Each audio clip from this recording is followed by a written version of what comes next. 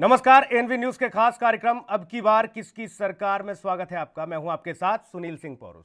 बिहार चुनाव में आरजेडी की कोशिश नीतीश कुमार को चौतरफा घेरने की है। ऐसे में आरजेडी ने महागठबंधन के जरिए एनडीए को शिकस्त देने की पूरी तरह से योजना बना ली है।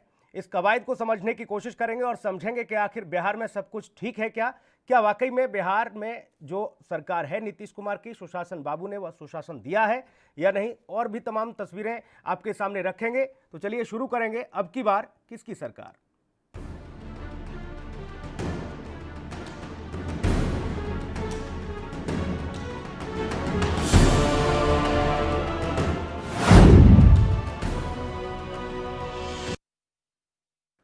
यहाँ तो बिहार विधानसभा चुनाव के लिए सभी पार्टियां अब अपनी अपनी कमर कसती हुई नजर आ रही हैं। ऐसे में बिहार में एंट्री हुई है आम आदमी पार्टी की। और इतना ही नहीं, भीम आर्मी ने भी अब बिगुल फूंक दिया है। भीम आर्मी भी ये कहती नजर आ रही है, भीम आर्मी के अध्यक्ष चंद्रशेखर आजाद वो ये कहते हुए नजर आए हैं कि बीजेपी को हराने के लिए हम किसी से भी गठबंधन कर लेंगे, किसी के भी साथ जाकर लड़ेंगे, लेकिन हम बीजेपी को हराएंगे। वो सीधे तौर पर बीजेपी पर निशाना साधते हुए नजर आ रहे हैं। ऐसे में एक के बाद एक नई नई तकरीरें अलग अलग राजनीतिक दलों से मिलती चली आ रही हैं और पूरा जो खेमा है, जो विपक्षी दल हैं, वो एकजुट होते हुए लगातार आरजेडी के साथ साथ आपको बता दें कि वो संपर्क में है। आरजेडी ने वो जो रणनीति बनाई है उसी रणनीति का हिस्सा होते हुए किसी भी तरह से नीतीश कुमार की सरकार पर प्रहार करने के एवज में और अपनी अपनी सियासी जमी को मजबूत करने में लगे हुए हैं। इन मुद्दों को जनता जो है किस तरह से आईना दिखाएगी, क्योंकि जनहित के मुद्दे भी हम इस कार्यक्रम में उठाते हैं और ये दिखाते हैं सरकार को साफ तौर पर आईना कि आखिर आप जो दावे कर रहे हैं विकास के, वो विकास कहाँ है। और एक तस्वीर हम आपको दिखाने जा रहे हैं। उस तस्वीर को देखकर आप अनुमान लगाइए। बिहार की सोन नदी, जहां से अवैध खनन का पूरा खेल चल रहा है और अवैध खनन के खेल में किस तरह से संलिप्तता है प्रशासनिक अधिकारी कर्मचारियों की, क्योंकि वहां पर कोई कार्रवाई नहीं होती है। इस पर भी हम चर्चा करेंगे कि बिहार में अब की बार किसकी सरकार, ये भी एक बड़ा सवाल। और साथ ही ये भी देखने की कोशिश करेंगे कि बिहार में किन किन मुद्दों को लेकर जनता के बीच राजनीतिक दल पहुंचेंगे। हालांकि कोरोना की वजह से आपको बता दें, सभी राजनीतिक दलों ने अब वर्चुअल रैलियों का जो सिलसिला है वो शुरू कर दिया है। कांग्रेस ने भी वर्चुअल रैली से फिर से अपनी ज़मीन जो है तलाश ली है। और साथ ही आपको बता दें कि महागठबंधन को लेकर वो लगातार एक के बाद एक दौरे और पार्टियों का जो सिलसिला है वो शुरू हो चुका है। पहले ये माना जा रहा था कि बिहार के चुनाव भी कोरोना की वजह से प्रभावित होंगे, लेकिन निर्वाचन आयोग ने साफ तौर पर कह दिया कि बिहार के चुनाव तय समय पर ही होंगे, वो किसी भी तरह से यहाँ टाले नहीं जा सकते। तो ऐसे में राजनीतिक दलों ने भी अपनी अपनी तैयारियां शुरू कर दी हैं।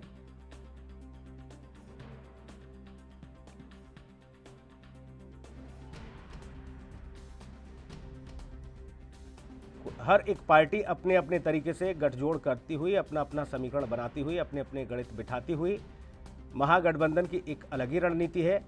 और ऐसे में नीतीश कुमार ने भी दलित कार्ड खेल दिया है, जिस पर आपको बता दें कि बीएसपी सुप्रीमो मायावती ने भी अपनी प्रतिक्रिया दी थी। उन्होंने कहा कि अब नीतीश कुमार को दलितों की याद आ रही है, जबकि अपने शासनकाल के दरमियान नीतीश कुमार दलितों को भूल जाते हैं, लेकिन जब चुनाव नज़दीक हैं तो नीतीश कुमार को दलितों की याद आ रही है।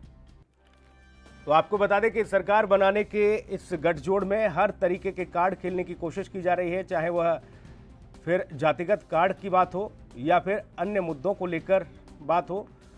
ऐसे में बिहार में जो मूलभूत समस्याएं हैं उनसे जनता आज भी जूझ रही है।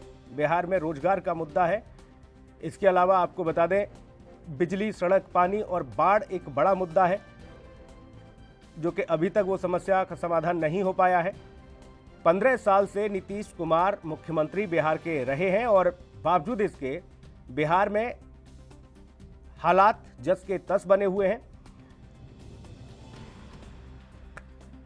बिहार से जो तस्वीरें सामने आती हैं वो साफ तौर पर ये बयां करती हैं कि बिहार में सुशासन बाबू सिर्फ नाम के ही सुशासन बाबू हैं, क्योंकि हालात तो जस के तस हैं। बाढ़ के अगर हालात को देखा जाए तो ग्रामीण मजबूर हो जाते हैं छतों पर रहने के लिए, वहाँ एकदम ऐसी स्थिति बन जाती है जिसको लेकर हर कोई ये सोचता हुआ नजर आता है कि अगर इसी तरह से व्यवस्था रही तो हम चुनाव का बहिष्कार भी करेंगे।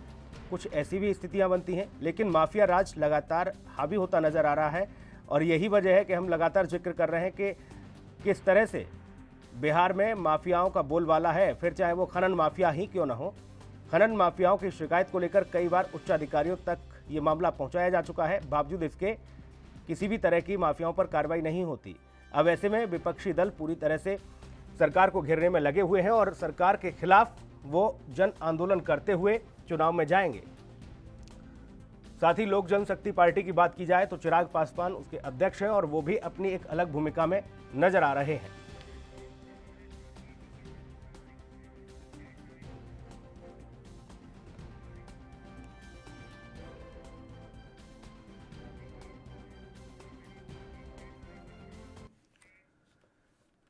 और संजीव सहाय इस वक्त हमारे साथ आरजेडी प्रवक्ता मौजूद हैं। संजीव जी, स्वागत है आपका। जी नमस्ते। संजीव जी, हम लगातार ये कह रहे थे कि हम जब जब कार्यक्रम करेंगे बिहार चुनाव को लेकर तो हम दिखाएंगे तस्वीरें कि क्या कुछ तस्वीरें हैं बिहार में, कितना बदला है बिहार।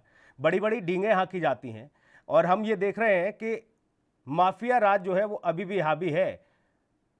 खनन माफिया लगातार सोन नदी का सोना निकाल रहे हैं, लेकिन कार्रवाई के नाम पर कुछ नहीं होता। जी मैं बोलूं? बिल्कुल। जी देखिए सुनील जी, मैं आपको बताऊं, जहां तक अवैध खनन का सवाल है, 300 ट्रक डेली जो है बालू जो है सोन नदी से निकलता है, जो अवैध ढंग से निकलता है, जिसके चलते पूरे जो है एनवायरमेंट के ऊपर और पूरी नदियां अपनी रास्ता बदलती हैं, जिससे बाढ़ आने का चांसेस और बढ़ जाता है और छोटे छोटे गांव में पानी घुस जाता है। पर्यावरण की स्थिति उतनी ही भयावह हो जाती है। दूसरा, पश्चिमी चंपारण में भी एक दूसरी जगह है जहां पे सैंड माफिया, ऐसे तो दर्जनों भर जिला में आपको गिनवा सकता हूं जहां सैंड माफिया है, बट ये मुख्य तौर से हमारे पास जो तस्वीरें आई है वो साफ तौर पर ये बयां कर रहे हैं संजीव साहब के लगातार नावों के जरिए, ट्रकों के जरिए, ट्रैक्टरों के जरिए अवैध खनन का खेल चल रहा है और प्रशासन हाथ पर हाथ धरे बैठा है। बिल्कुल बिल्कुल। देखिए मैं बताऊं, सरकार के द्वारा बनाया गया जो रेट है, पहले मैं ब्लैक मार्केटिंग पे बताऊं, काला बाजार जो है 500 रुपए और 530 रुपए जीएसटी, 550 रुपए का पर ट्रक होता है जो सरकार इस पे रेट फिक्स की है। वो खुले आम बाजार में आप कहीं चले जाएं, वो 6000 से 8000 पर ट्रक बिकता है। जितनी मर्जी पैसे मांग लो। अगर नीतीश जी और उनके साथियों को नहीं विश्वास है तो बोलिए कितना ट्रक भिजवाना है, मैं बोल देता हूं, उनके ऑफिस पहुंच जाएंगे। ये 15 साल से ये खेल चल रहा है और हर साल पर साल ये बढ़ता ही चला जा रहा है, जिससे पर्यावरण और खासकर नदियां अपनी रास्ता बदल रही है। पर्यावरण उतने ही डिस्टर्ब है, जितने भी पर्यावरण रिलेटेड प्रॉब्लम्स हैं वो बढ़ती जा रही हैं। और खासकर गांव जो है जहां पे मिट्टी के रास्ते होते हैं, वहां पूरी तरह से पानी घुस जाता है और गरीबों की हालत दर बदतर होती जा रही है और सरकार चुपचाप हाथ पे हाथ रख करके बैठी हुई है। बताइए। लेकिन संजीव साहब, हमने तो बीड़ा उठाया है कि हम तो हर वो तस्वीर दिखाएंगे, हर वो तस्वीर उजागर करेंगे जिसका लगातार विरोध किया जाता है और विपक्ष के द्वारा आवाज तो उठाई जाती है, लेकिन उस लेवल पे नहीं विपक्ष भी आवाज उठा पा रहा जो सीधे तौर पर आईना दिखाने का काम करे, क्योंकि जनहित के मुद्दे हैं ये। इनको लेकर क्षेत्रीय लोग तो आवाज उठाते हैं लेकिन सुनवाई कहीं नहीं होती। हम तो लगातार अपने मंच के माध्यम से वो तस्वीरें दिखा रहे हैं। आवाज लगातार उठाई जाती है लेकिन प्रशासन के कान पे जू नहीं रेंगता है। देखिए अभी कल इनका वर्चुअल रैली था, सारे अनएम्प्लॉयड यूथ इनके हेडक्वार्टर पे जाके धरना दे रहे थे कि हमारे एम्प्लॉयमेंट का क्या होगा। उनको लाठियों से मार करके उनको भगाया जाता है, वो बेबस होते हैं बेचारे। उनके साथ पार्टियां जाती है तो लोग कहते हैं राजनीति कर रहे हैं जी। ये पूरी तरह से मनमानी है इस सरकार का और मैं कह रहा हूं कि जनता पूरी तरह समझ गई है। ये आखिरी चांस इनको मिला था, अब ये कुर्सी से बहुत दूर जाने वाले हैं। उम्मीद करता हूं कि आने वाले समय में महागठबंधन की सरकार बनेगी और कुछ न्याय होगा हमारे लोगों के साथ।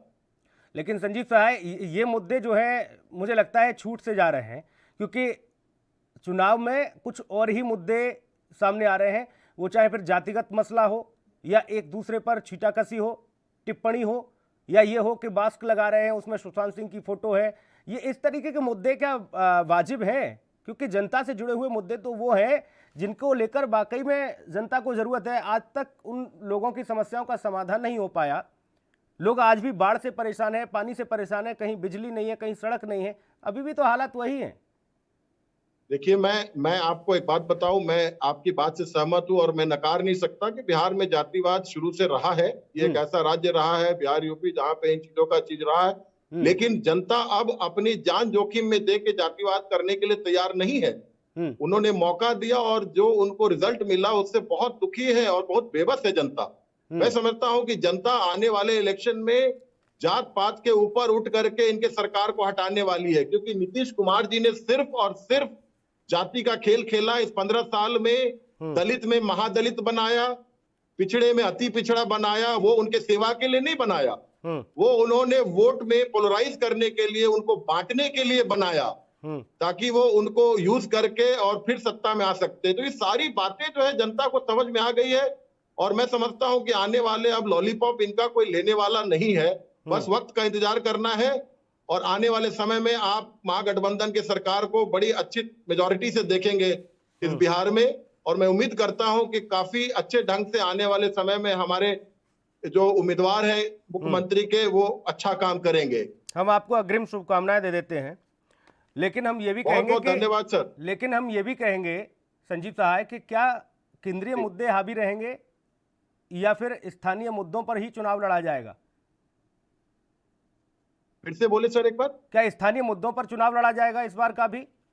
कौन कौन से ऐसे मुद्दे रहेंगे जिनको लेकर? देखिए, सारे मुद्दे हैं, मैंने पहले भी कह चुका हूं कि यहाँ पे गरीबी है, यहाँ पे अनएम्प्लॉयमेंट है, यहाँ पे स्वास्थ्य का कोई सिस्टम नहीं है, हर साल बाढ़ आ जाता है, गरीब के पास कुछ भी नहीं है सिर्फ उम्मीद के। सारी चीजों को सिर्फ रोड और ब्रिज बना करके, जिस राज्य में खाने को 50% के नीचे बीपीएल है, उस राज्य में रोड और पुल बना करके वो सेकेंडरी आइटम होता है। पहले रोटी कपड़ा और मकान चाहिए। आज 74 साल की आजादी के बाद भी अगर बिहार में ये स्थिति है, और मैं कह रहा हूं कि सुशासन जी का राज है, तो ये जनता को दिख रही है। अब इससे बड़ा दुर्भाग्य क्या होने वाला है इस राज्य में। जन अधिकार पार्टी से ब्रजेश सिंह भी हमारे साथ हैं। ब्रजेश जी, स्वागत है आपका। हेलो ब्रजेश जी, आवाज मिल रही है आपको? जी, आ रही है। स्वागत है आपका एनवी न्यूज में। जी प्रणाम। ब्रजेश जी, तैयार है पार्टी? कमर कस ली आपने आगामी चुनाव के लिए? जी बिल्कुल। कौन कौन से मुद्दे और क्या क्या तकरीरें देते हुए जनता का भरोसा जीतेंगे? हम लोग जनता में जो भरोसा दिलाया, जो आज तक 15 साल की सरकार ने बिहार में कौन ऐसी काम की है जिससे जनता वोट देगी। एक भी उद्योग बिहार में लगा नहीं, एक भी टेक्नोलॉजी चीज खुला नहीं स्कूल खोले नहीं, कॉलेज खोले, टेक्नोलॉजी चीज। बालू का आपने खुलेआम लूट मचा दिया। जल नल जितने योजना है, 7 निश्चय योजना, तब देखिएगा कि सब में जितने भी बिहार के रोड थे, तो जल नल योजना के नाम पर 100 से रोड को कबाड़ दिया गया। और कहीं भी सक्सेसफुल आपका नल जल योजना नहीं है, कहीं टूटी में पानी नहीं आ रहा है। पूरे बिहार का बात करते हैं। आप भी महागठबंधन का ही हिस्सा है ब्रजेश सिंह जी? अभी हमारे नेताजी तय करेंगे कि हम हिस्सा रहेंगे नहीं रहेंगे, अकेले लड़ेंगे, हमारे नेता तय करेंगे। आप ऐसा तो नहीं होगा कि आगामी चुनाव में अगर कहीं रुख बदला, हवा बदली, तो आज जिनको आप रडार पर ले रहे हैं, जिनके लिए आप इस तरह की बातें कर रहे हैं कि इन्होंने वो नहीं किया, उन्होंने वो नहीं किया, पता लगा कि आप उन्हीं की गोदी में जाके बैठ जाएं? नहीं, ऐसा नहीं होगा। ऐसा नहीं होगा। नहीं, ये तो कहने वाली बातें हैं, क्योंकि हमने तो देखा है, हमने तो मंचों पर ये देखा है कि तमाम सारे गिले शिकवे भुलाकर एक दूसरे को गले लगा लेते हैं राजनीतिक दल, सिर्फ और सिर्फ अपने हित के लिए। उसके बाद फिर चाहे जो भी हो, वो एक अलग कहानी बनती है। लगातार हम और हमारे बिहार के माननीय पूर्व सांसद राजेश रंजन पप्पू यादव जी लगातार आप देख सकते हैं, ये कोई कहने लायक चीज नहीं है। तो मुजफ्फरपुर की चमकी बुखार हो, मुजफ्फरपुर का गृह कांड हो, या पटना की बाढ़ हो, या उत्तरी बिहार की बाढ़ हो जी, या कहीं भी घटना दुर्घटना बिहार में हो रही है, वहां पर सबसे पहले नेता हमारे पहुंचते हैं। तो ऐसी ये तो माहौल मुद्दा है। बनाया ही जाता है ब्रजेश सिंह जी, यही जी, तो जी। चीजें हैं। अब चुनाव के समय पे तो देखिए आप कहीं पे भी जा रहे हैं, ना आपको कोरोना का डर सता रहा है ना जी, कुछ। अब तो जहां जी। आपको लगे कि यहां से हम सीधा वोट बैंक की फसल काट सकते हैं, वहां के लिए प्रस्थान कर लेते हैं। लेकिन जब आप सिंहासन पर बैठ जाते हैं, जब जनता आपको जिता देती है, वोट दे देती है, उसके बाद जी। फिर भूल जाते हैं, फिर कहते हैं चलो छोड़ो यार, मौज हम कटेंगी लोग 5 साल। सर, जो हाँ, हम लोग का जो यहाँ पर हम जो काम किए हैं बिहार में, हाँ, हमारे नेताजी 3 साल समय मांगे हैं, तो 3 साल समय के अंदर नहीं बदलाव दिखा देगा लोग, हमारे नेता और हमारी पार्टी, तो हम लोग मैदान छोड़ के हम लोग चले जाएंगे। जनता तय कर देगा। हम लोग 3 साल वादा किए, हम लोग जनता के साथ 30 साल बना 3 साल जी, और 3 साल के अंदर हम लोग नहीं सुधार तो फिर जो जनता मालिक है निकाल देगी जनता। चलिए ठीक है, लौटूंगा आपके पास। संजीव सहाय भी हमारे साथ आरजेडी से बने हुए हैं। संजीव सहाय जी, अब तो भीम आर्मी भी आपके साथ नजर आ रही है। चंद्रशेखर आजाद कह रहे हैं कि हमें तो किसी भी दल के साथ जाना पड़े लेकिन हम बीजेपी के रथ को रोकेंगे, यानी कि कुनबा बढ़ता हुआ नजर आ रहा है आपका। देखिए, ऐसा है कि जितने भी पार्टियां हैं वो एनडीए के जितने भी खिलाफ हैं उनको आमंत्रित है। हमारे शेष नेतृत्व इस चीज का डिसीजन लेंगे, मिलजुल के बैठेंगे, किसके साथ रहना है किसके साथ नहीं रहना है, वो सारी चीजें अब कुछ बहुत जल्दी ही शुरू हो जाएंगी। लेकिन लगता नहीं कि सीटों को लेकर फिर संग्राम छिड़ जाएगा, क्योंकि अब बाकी लोग भी अपनी अपनी डिमांड रखने लग जाएंगे कि हमें यहाँ से चाहिए, हमें वहां से चाहिए, अपनी अपनी सुविधा अनुसार सीटें मांगते हैं लोग। उम्मीद तो हर पार्टी अपने हिसाब से ज्यादा चाहती है कि ज्यादा से ज्यादा सीट मिले ताकि ज्यादा से ज्यादा हमारे मेंबर्स आए। ये तो हर पार्टी की अपनी राइट है और एक डेमोक्रेटिक कंट्री है। लेकिन फाइनली जब बैठेंगे तो मुख्य रूप से उस पर डिसीजन होगा और मैं समझता हूँ कि सारी चीजें अपने हिसाब से हो जाएंगी। आम आदमी पार्टी की भूमिका को संजीव सहाय कैसे देख रहे हैं आप बिहार में? आम आदमी पार्टी भी बिगुल फूंक चुकी है, कैसे देख रहे हैं आप? हर आदमी, ये एक लोकतंत्र देश है और हर पार्टी को ये हक है इलेक्शन लड़ने का।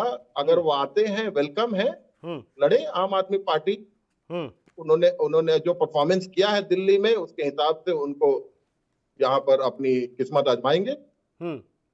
वो भी आप ही के साथ आएंगे, क्योंकि एक बड़ा धड़ा तो आप ही के साथ है ना, बाकी पार्टियों को मिला के सब लोग तो आप ही के साथ जा रहे हैं। आरजेडी ये मैंने कहा आपको कि अगर आते हैं तो सब वेलकम है। हमारे जो आला कमान है, हमारे जो शीर्ष नेतृत्व करने वाले जो हमारे नेतागण लोग हैं, वो लोग डिसाइड करेंगे। लेकिन कुछ दल ऐसे भी हैं, चाहे वो पप्पू यादव की पार्टी हो या फिर और भी तमाम ऐसे छोटे छोटे दल जो अपनी मौजूदगी दर्ज करा रहे हैं, वो तो आपके कार्यकाल को, जब आरजेडी का दौर था, आपके कार्यकाल को भी गिरा रहे हैं कि देखिए बिहार में जब से लेके तब से और अब तक कुछ भी नहीं हुआ। तो फिर ऐसे कैसे, भाई सवाल है कि जब एक पार्टी बैठ पाएंगी? अब वो तो डिपेंड करता है उनके विचार क्या है, वो हमारे विचार से सहमत रखते हैं नहीं रखते हैं, और हमारे साथ मिलना चाहते हैं नहीं मिलना चाहते हैं, हमारे नेतृत्व उनसे मिलना चाहते हैं नहीं मिलना चाहते हैं। अगर विचार एक होगा जिनके साथ, उनके साथ जरूर हम आगे बढ़ेंगे। ठीक। ब्रजेश जी, सुन पा रहे हैं आप? आवाज मिल रही है आपको? ब्रजेश जी, आप कह रहे हैं कि देखिए हमारे नेताजी कहीं भी चले जाते हैं, हर किसी का दर्द, अपना दर्द जो है समझते हैं और उनका दर्द बांटते हैं, मरहम लगाने का काम करते हैं।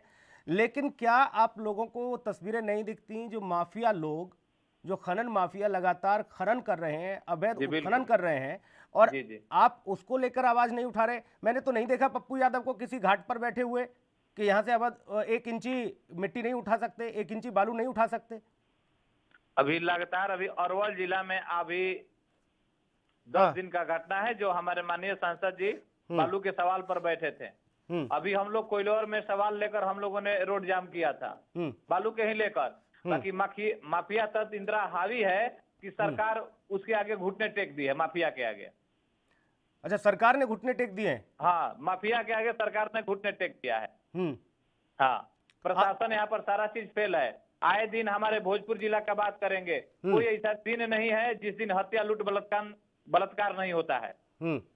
कोई ऐसा दिन नहीं है कि एक दिन भी मैंने अच्छे चले जाए। नहीं तो वजह क्या मानते हैं ब्रजेश जी, ऐसी सरकार ने क्यों घुटने टेक दिए? सिस्टम सारा चीज फेल है, सारा सिस्टम सरकार का फेल है। यहाँ पर शराबबंदी जाके देखिए, शराब के नाम पर गरीब लोगों को यहाँ पर तंग तबाह और पुलिस गिरफ्तार करती है।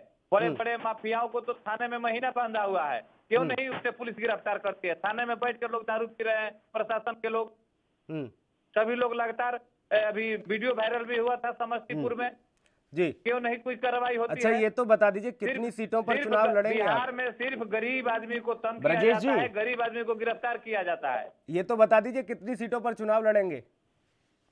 अभी तो जो तय हमारे नेताजी करेंगे सर, कि कितने सीटों पर तैयारी हम लोग की चल रही है। अभी तक 100 से ऊपर हम लोग की तैयारी हो चुकी है।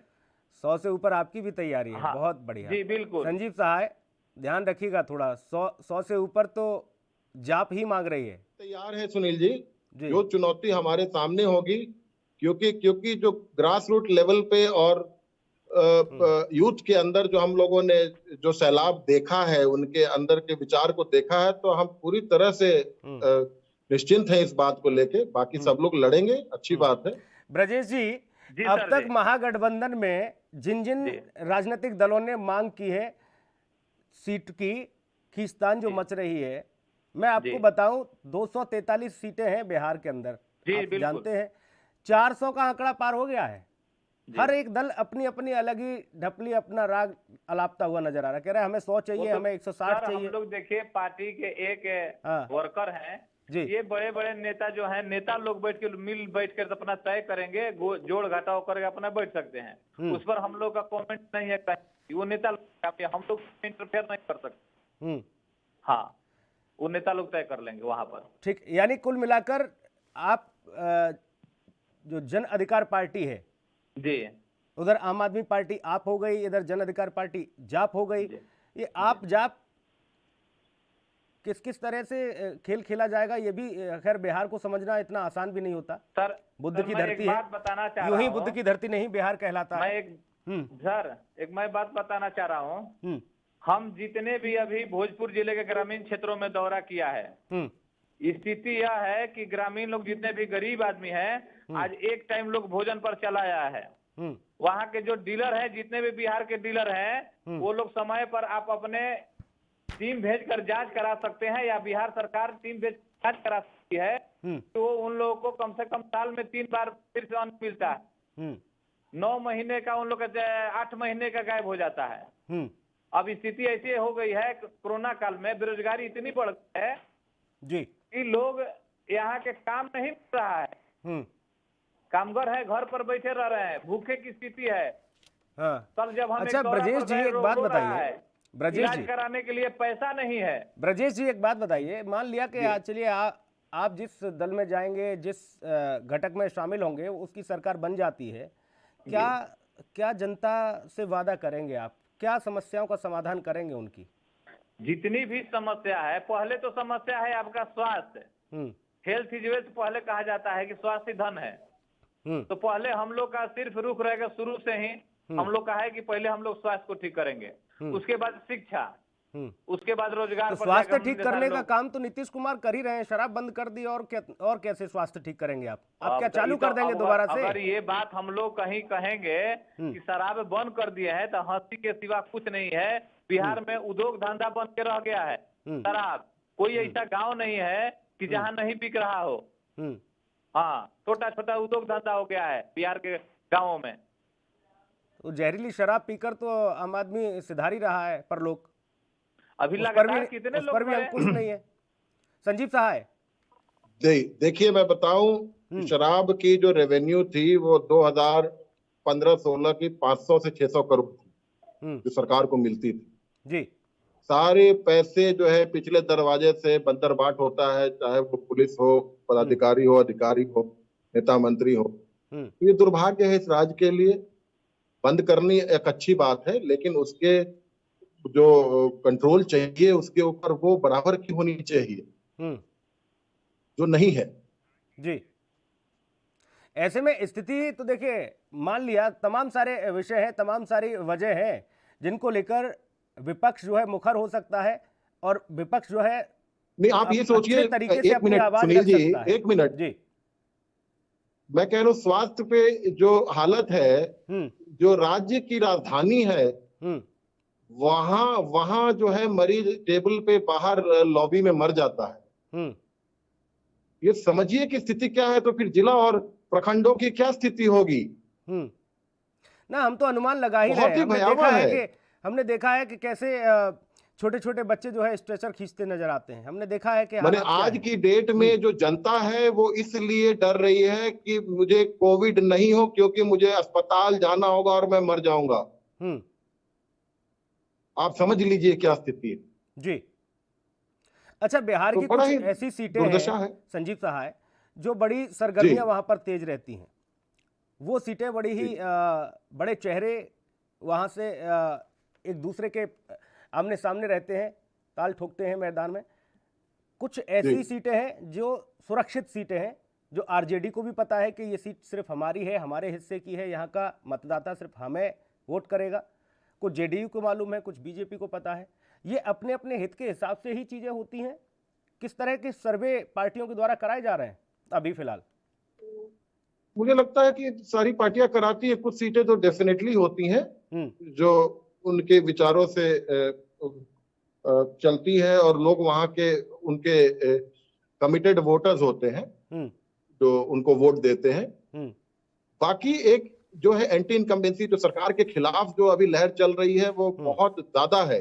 काश आप आके देख पाते, लोगों से इंटरव्यू कर पाते, तो आपको समझ में आता कि एक तरफा जो है नकारा है सरकार को लोगों ने जी।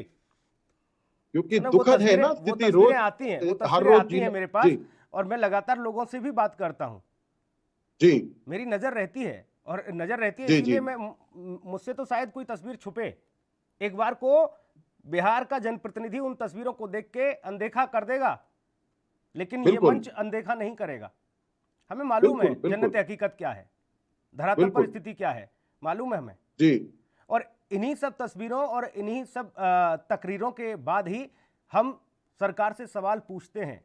हम कहते हैं कि कहां हैं वो वादे जो आपने किए थे, और कोई जवाब नहीं है उनके पास। हम लगातार ये पूछते हैं। इसीलिए हम कहते हैं जनता से भी कि आप अपना प्रतिनिधि ऐसा चुनो ताकि आपको अफसोस ना हो।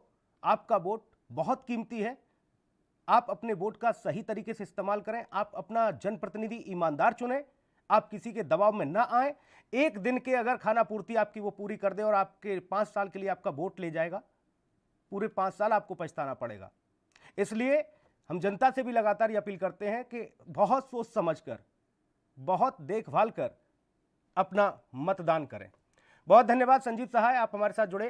साथ ही जन अधिकार पार्टी से हमारे साथ ब्रजेश जी भी जुड़े। बहुत धन्यवाद ब्रजेश जी आपका। तो अब की बार किसकी सरकार में इतना ही। नमस्कार।